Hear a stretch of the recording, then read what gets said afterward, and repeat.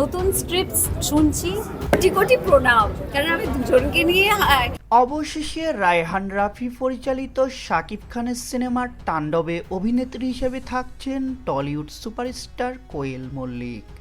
তবে এটা কি শুধুই রিউমার নাকি সিনেমায় থাকছে আরও অনেক চমক, জানালেন এই সিনেমার পরিচালক রায়হান রাফি। পরবর্তী সিনেমার নাম তাণ্ডব, যেটা সিনেমা হলে আসছে কোরবানিতে।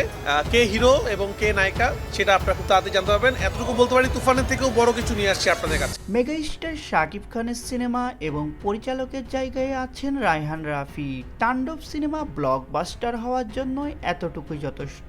তবে যদি তার সাথে যুক্ত হন দুই বাংলার জনপ্রিয় অভিনেত্রী কোয়েল মল্লিক, তাহলে সিনেমা কোথায় গিয়ে দাঁড়ায় সেটাই দেখার অপেক্ষা।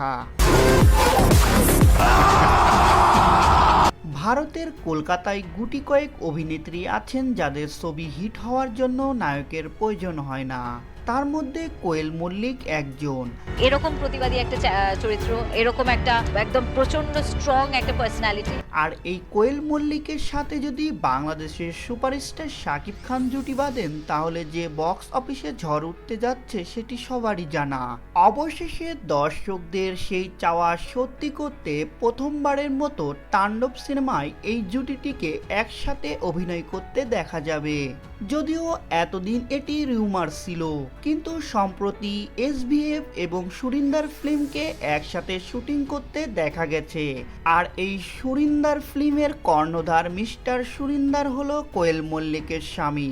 এখান থেকে ধারণা নেওয়া যায় এবার নতুন ইতিহাস করতে তাণ্ডব সিনেমায় শাকিব খানের সাথে দেখা যেতে পারে নায়িকা কোয়েল মল্লিককে।